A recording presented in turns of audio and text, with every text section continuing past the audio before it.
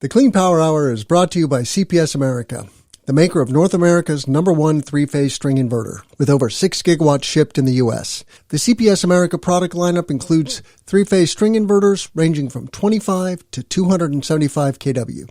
Their flagship inverter, the CPS 250-275, is designed to work with solar plants ranging from 2 megawatts to 2 gigawatts. The 250-275 pairs well with CPS America's exceptional data communication, controls, and energy storage solutions.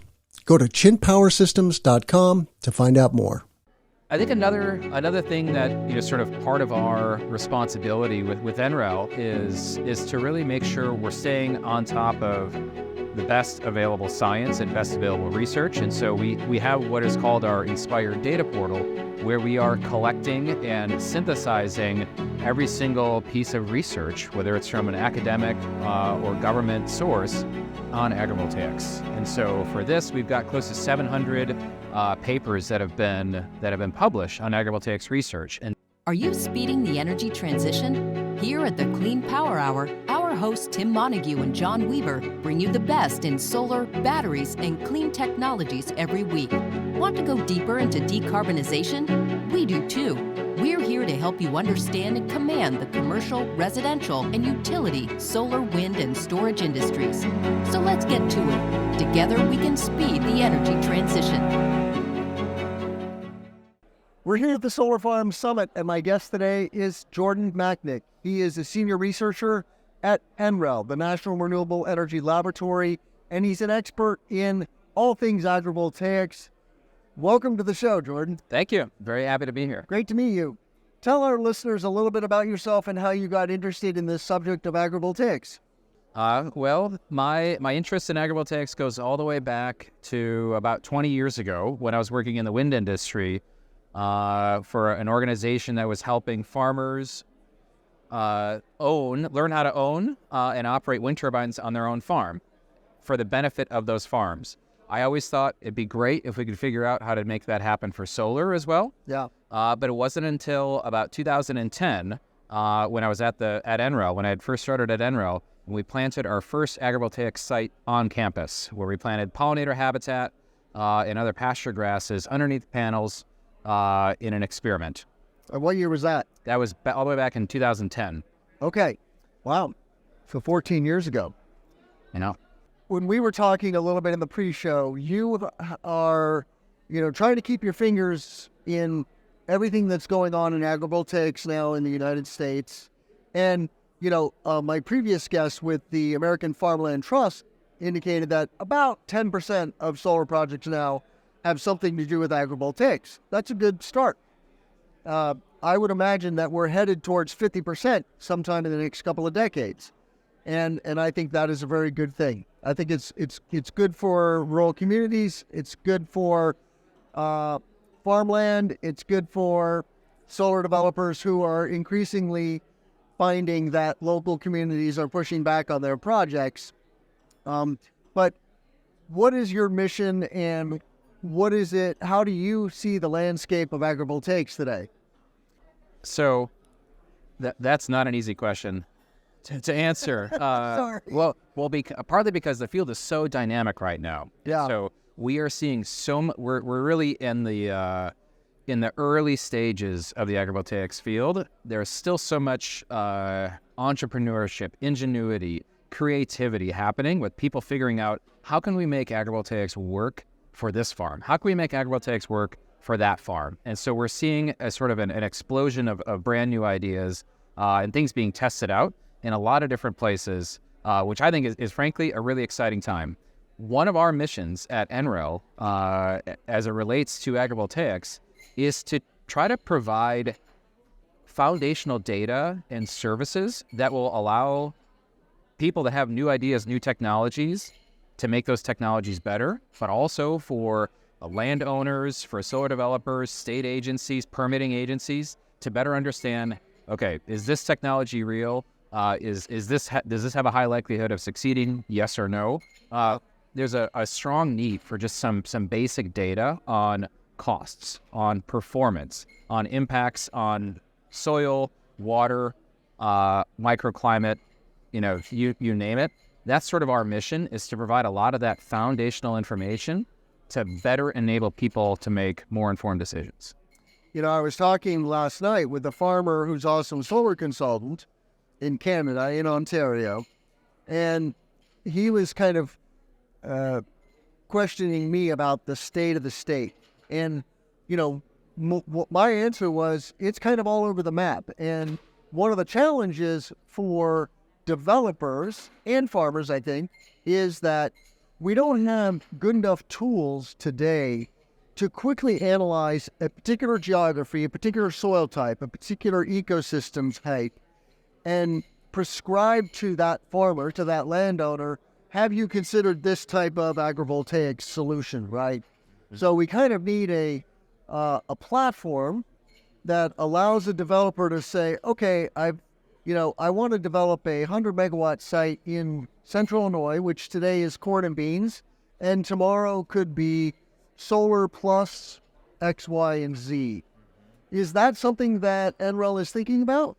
You have just described the holy grail of agrivoltaic tools, what we're sort of all working towards and what we all really see as something that's badly needed. I liken it to, sort of a dart on the map approach, where I'm going to give you a dart. You're going to throw it on this map. It could be Illinois, it could be Massachusetts, it could be Oregon, it could be Texas, Alabama, wherever it might be. Wherever that dart lands, we need to figure out, we would love the ability to say, all right, on this particular piece of land, if you build this type of solar project with this configuration, it will be ideally suited for that crop. Yeah. That is sort of the holy grail that we're all shooting for. Now, what we are learning is that that's much easier said than done. So a lot of the work that's going on, the field work that's going on right now, is collecting a lot of that data. So we better know, okay, if I am in Mississippi and I do have this type of solar configuration, what impact does that have on the soil? What does it have on the microclimate? Because then that better helps us understand what could we grow there. And the challenging thing is that the outcomes are not quite the same as in traditional agroforestry. They're not quite the same as in other shade farming. So we're seeing new results in terms of impacts of this shading on crop yields. So we're having to redo, a lot of these, or do a lot of experiments in the context of agrivoltaics to figure out, okay, how do these conditions affect plant growth? Once we have a large enough number of these individual locations of actual data, actual empirical data, that gives us the ability to then put that into that tool, put those results into that model, into those tools, so then we can better do that prediction. But I will say, we are not there yet. We need more field data to better understand the impact of solar on crops, and we need to further refine the models if we want to have that really high confidence in saying, throwing that dart anywhere on the map, and then really saying exactly what configuration and what crops we should grow there. Yeah. It's quite complicated because just take where I live in central Illinois, we have some of the best farm ground in the world, and what has emerged is industrial cash cropping of corn and beans. And that's because the U.S. government subsidizes those crops so heavily. It's upwards of 30% of a farmer's income in this area is subsidies. And people ask, well, why aren't we growing, broccoli and potatoes and spinach and a greater variety of foodstuffs that we humans eat instead of corn to ethanol, for example, which is a huge amount of our real estate? And the answer is it's complicated, right? But and so it's doubly complicated for NREL, I think, to develop such a platform. And there are some consulting companies like Alexis Piscaris with her Spades project, getting at this. Let's make it easier for developers to develop agrisolar, and So anyway, I really appreciate what NREL has done historically, and the other national laboratories. That it's a team effort. You have the solar advisory model. SAM, as it's known, was a very good foundation and still used. We in the industry tend to use more commercial tools like helioscope, and so anyway, there's the tools and technology side of the business. I don't know if there's more to say about that. So I think you bring up a good point, because there really is an ecosystem of tools that are available, of varying levels of complexity and for use for varying purposes. And so certain models like the SAM model, the System Advisor model, can be a great first cut assessment of whether a solar project, could be suitable. Yeah. And then obviously you might move on to something more sophisticated, a more proprietary model. But I think there's value in having various levels of accuracy, various levels of precision, sort of at different levels of where an individual user might be. We see it sort of as democratizing, access to the ability to make calculations and do some initial assessments before someone might be ready to take that next step. And so within the SAM model, we are implementing further capabilities to allow for a more nuanced evaluation of agrivoltaics going forward. So a lot of those elements that I mentioned, sort of that are part of this holy grail tool, at least some of those fundamental aspects, for example, for calculating the exact shading and light availability, that's something that within our NREL analysis and NREL tool sets, we've already done for the entire United States, and that is embedded into SAM already. And so we're sort of slowly giving, bits and pieces of this grand model that's going to be needed to make these real, great predictions. We're sort of making, slow but sure steps to provide some of that foundational data. So earlier you said that there's a need for a lot of experimentation, and the University of Arizona has documented that crops do become more productive when they experience some shading during the day, and that was not necessarily expected. But what is NREL's role when you look at the industry, the agrivoltaics industry, and you notice, for example, how heavy it is on sheep grazing today? 90+% of agrivoltaics are sheep grazing related projects, right? There's an opportunity there to diversify. Can we go into cattle?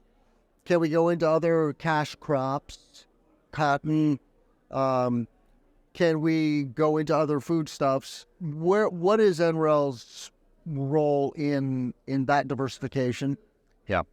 One interesting caveat, which is even though sheep grazing agrivoltaic projects dominate the acreage, the capacity of agrivoltaic projects, there's actually been relatively little research on sheep grazing sites, especially as it compares to crop production sites. So we do think there's a lot of value in still pursuing research to better, within the sheep grazing area, to better understand impacts on animal welfare, impacts on soil, impacts on hydrology.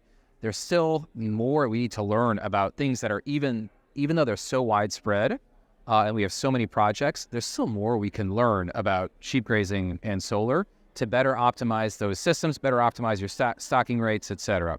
But I'm digressing. I will answer your now to actually answer your question regarding what NREL's role, what we see as NREL's role in this space. In a lot of ways, we see the value of NREL as sometimes taking that first step that maybe a developer doesn't want to do. It might be too risky. We're unsure if this will actually be successful.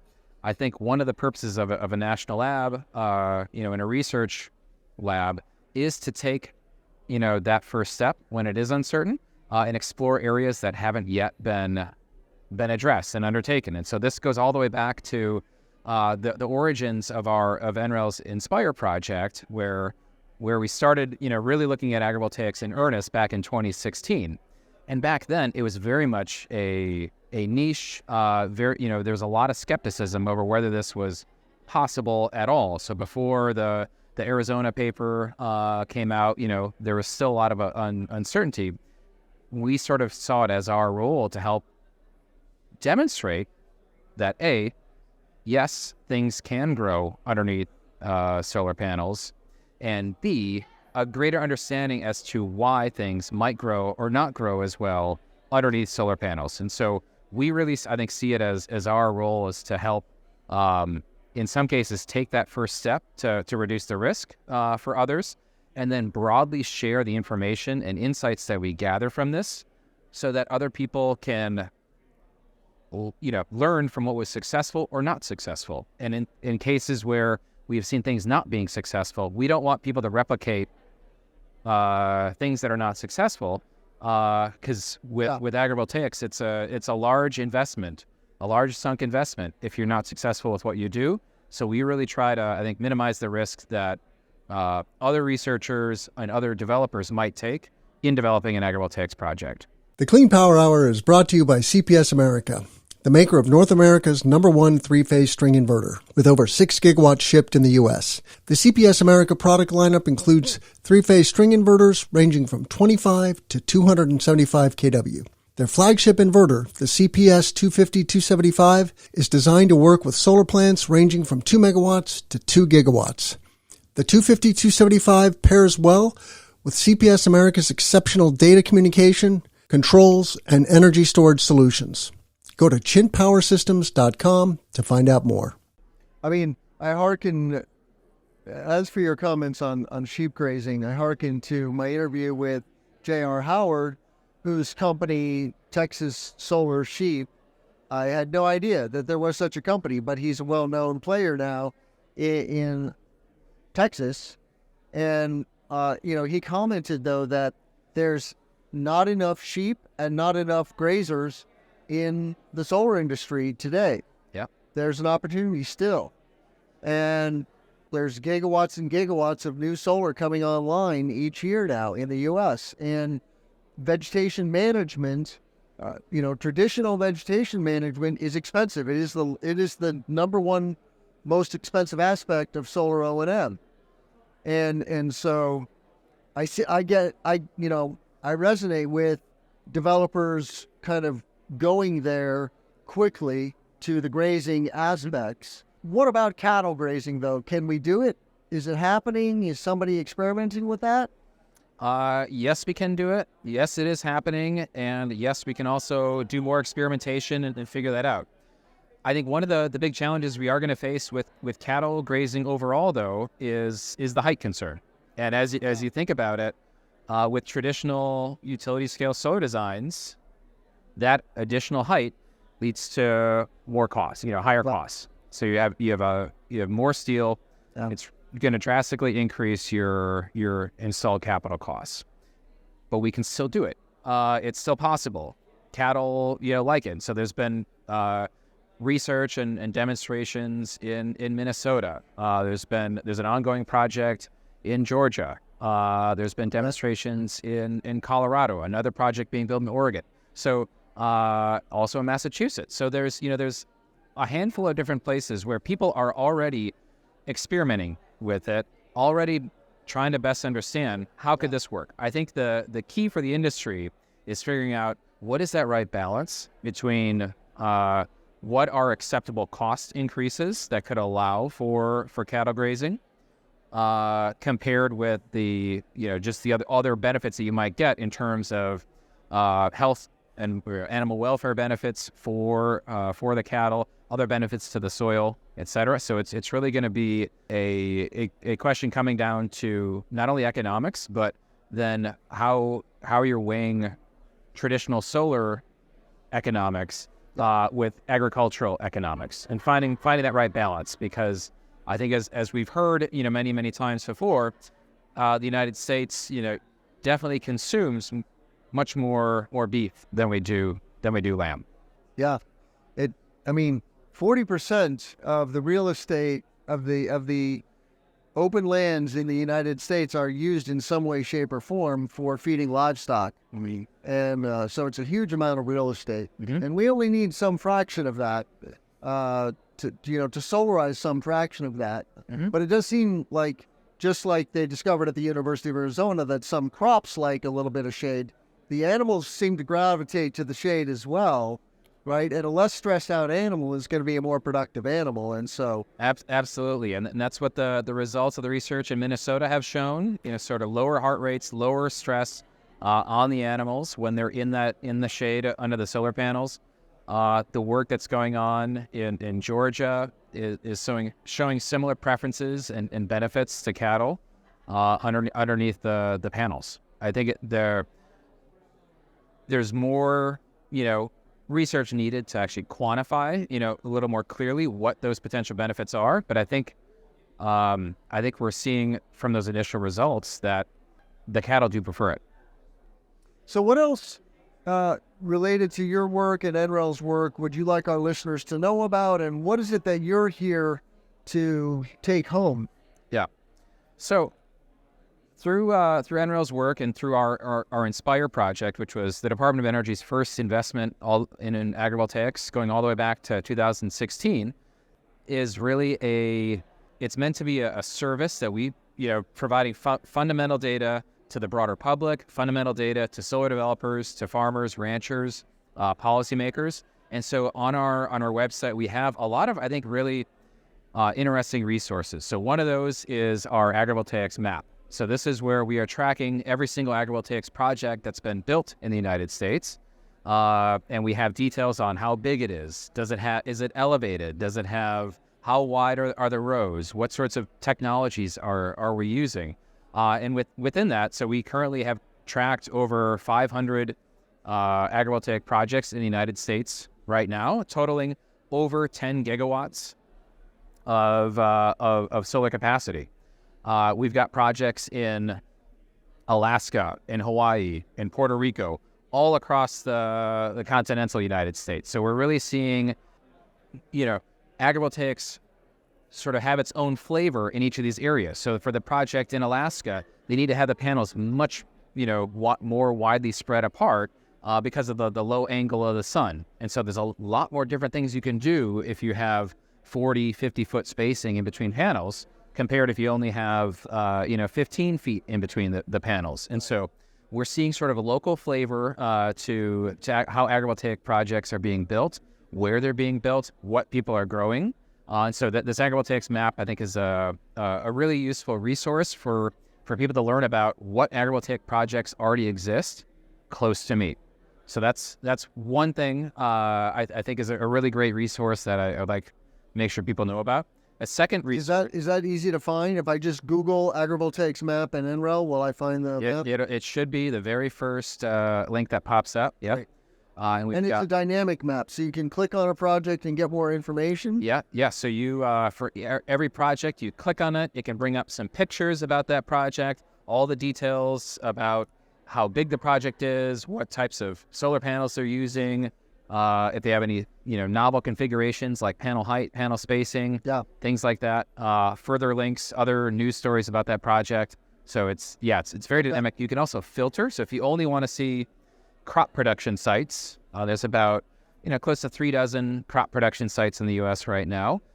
You can filter for that and then just see a map showing all the different crop production sites. You can also do it by size. If you only want to see projects over 100 megawatts or less than 1 megawatt, you can filter it that way as well. Okay.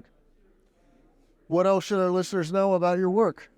I think another thing that sort of part of our responsibility with NREL is to really make sure we're staying on top of the best available science and best available research. And so we have what is called our Inspire data portal, where we are collecting and synthesizing every single piece of research, whether it's from an academic or government source, on agrivoltaics. And so for this, we've got close to 700 papers that have been published on agrivoltaics research. And so for there, we were able to synthesize and categorize each of these studies based on 75 different elements, based on what sort of research do they look at.